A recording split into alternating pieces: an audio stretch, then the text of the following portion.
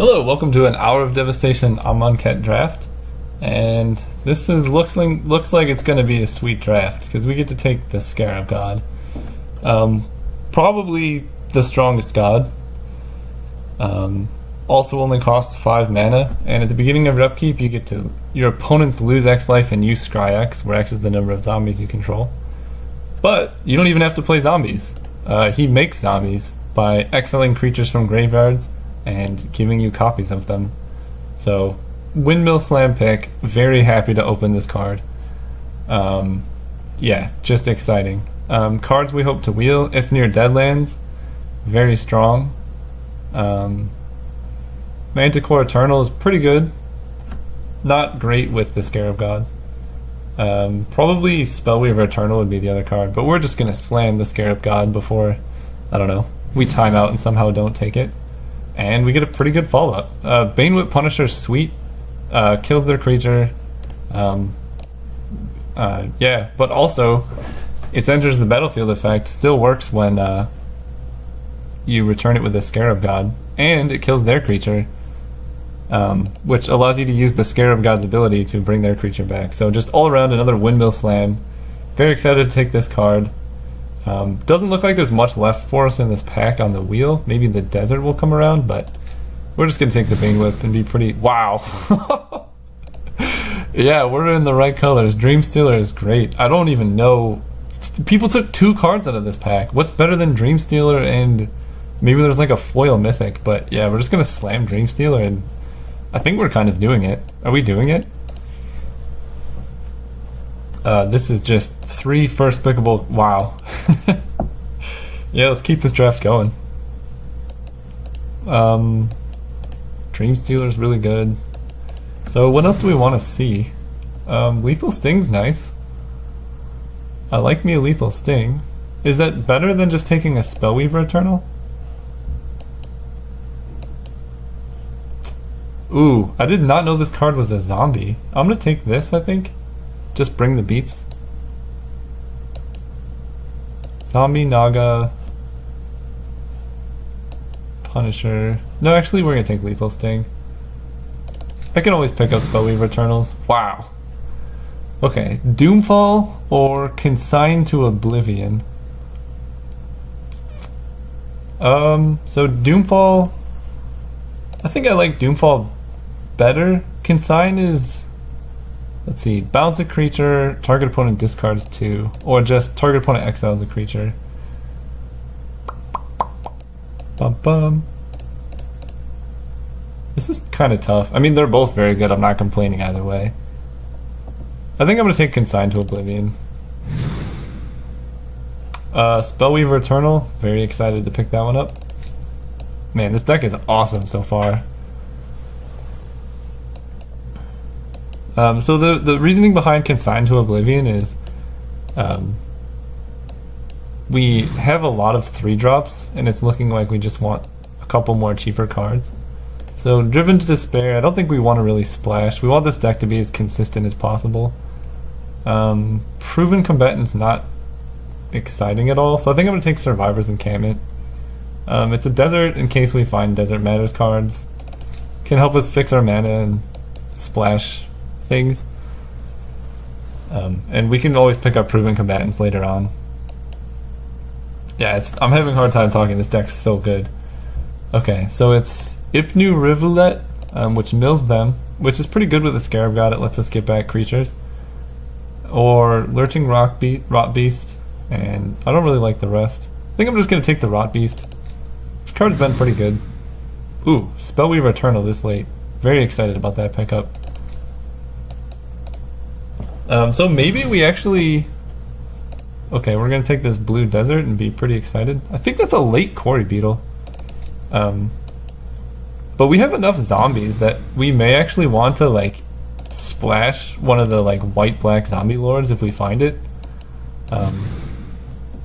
Here we just take... I don't know. Hair's Undying Fury, because it's sweet. Probably just strategic planning. Helps us find cards. Crash Through we're not going to play. Yeah, we might end up splashing white for other zombies, but that's not for sure.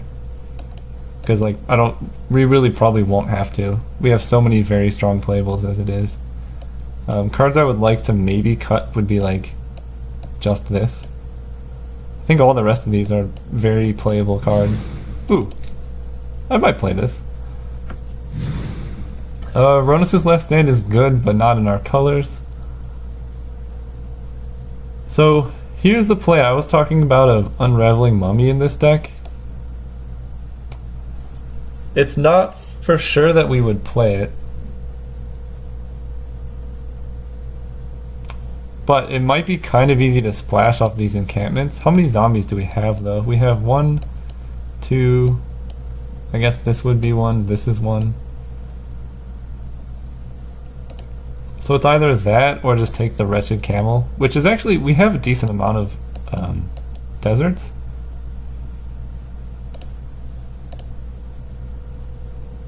This is tough. This has a much higher upside, and Wretched Camel tends to wheel, but it's like the only other good black card. And I need, you know, to make sure I have 2 drops to fill out my curve. I think I'm just going to play it safe. My deck's already very strong. There's no reason to try and get like super fancy. Well, I actually don't regret it. There's a lot of good cards for me here, so Wretched Camel again is just an all-around pretty good value play. Liliana's Defeat is fine. Sinuous Striker is good. You can usually pick up a couple.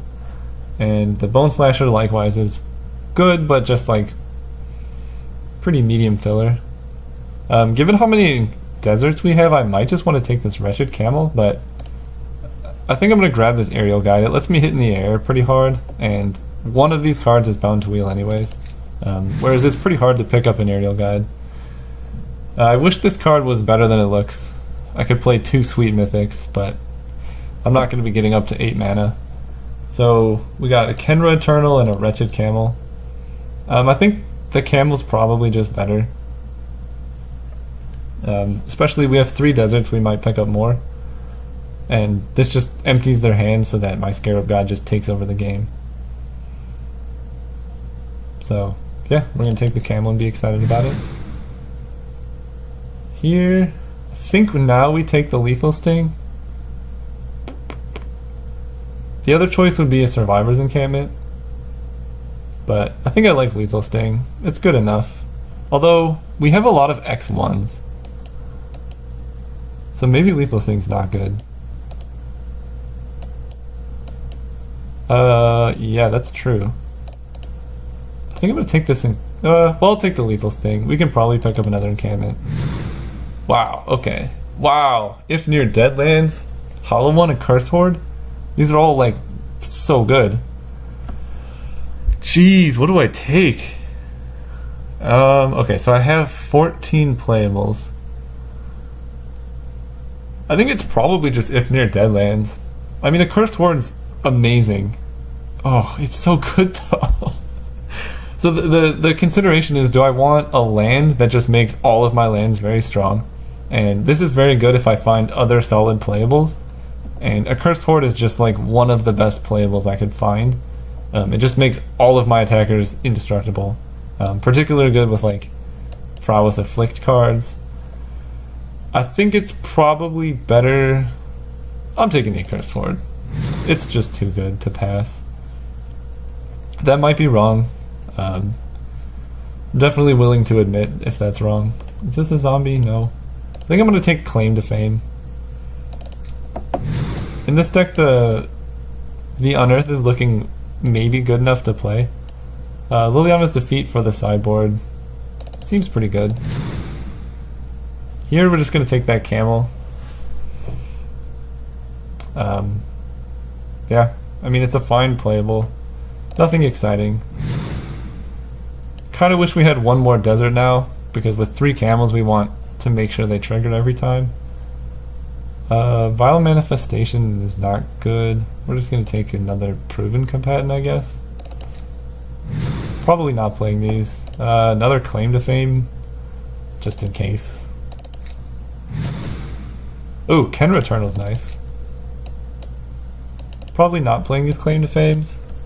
Although they are kind of just like 1 mana, get a creature. And with these 2 encampments, we sometimes can flashback. Flashback is 2 mana. Okay, that's not so bad. Maybe I don't want this strategic planning.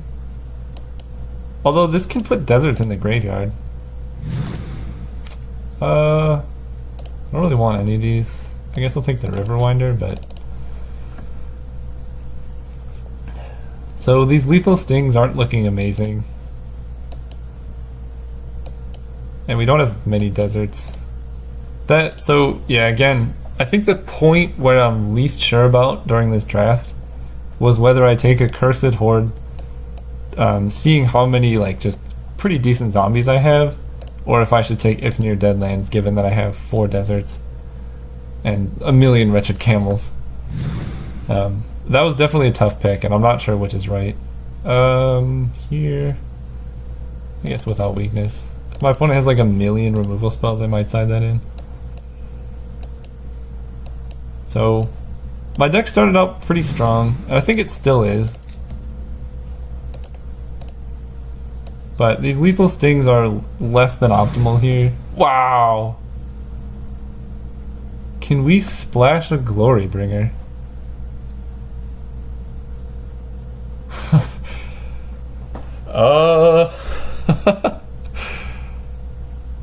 That's the second draft in a row I've opened a Glorybringer while not being in red.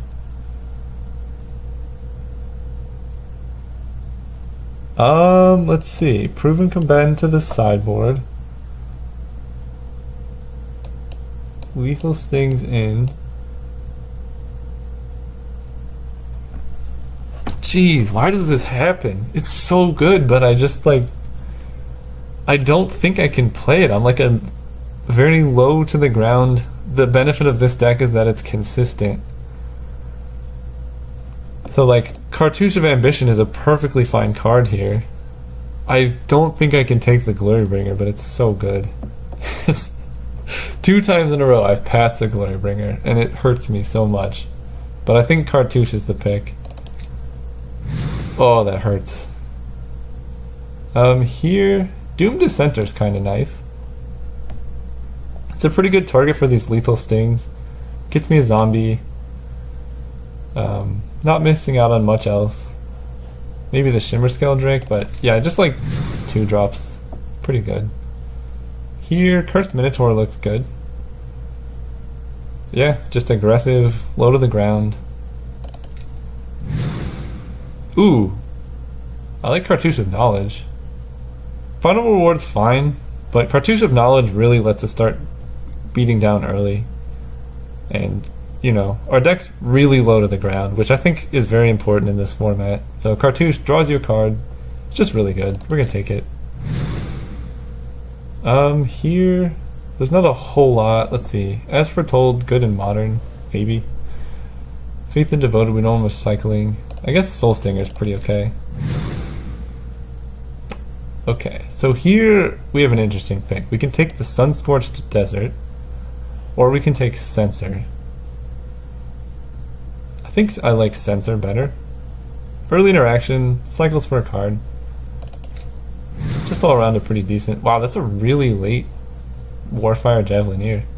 And Bitterblade. I think we're going to take Slitherblade. Probably not playing it, because I have no way to power it up. But it's not a bad card by any means.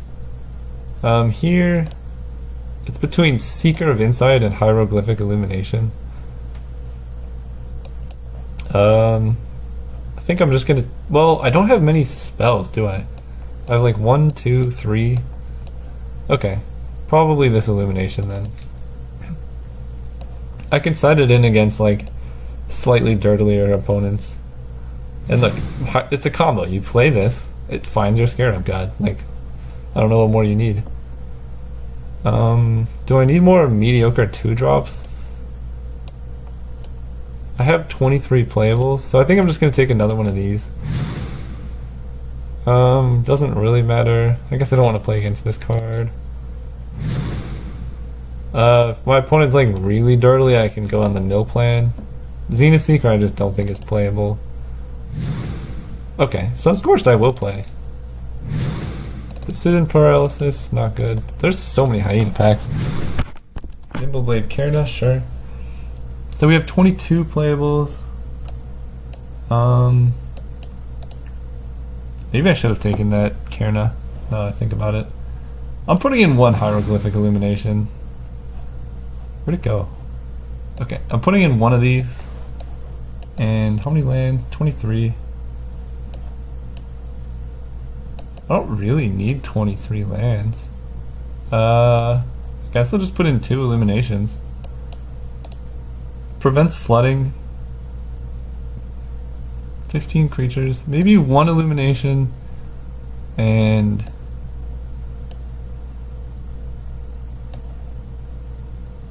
maybe just 1 of Without Weakness. Is that even good? I don't think so. Maybe just 1 Proven Combatant. Comes back for 6. Aerial Guide. We have a million camels. Riverwinder. Okay, sort by CMC. Yeah, we'll play 1 Proven Combatant. Then these deserts. Add some lands. 5/7 seems good. 16 lands seems like plenty of lands for this type of deck. I guess the only question is, do I actually want this Slither Blade? And I think the answer is actually yes. My reason being, if it dies and I get it back with Scarab God, that's awesome. That's my only reason. See you guys round 1.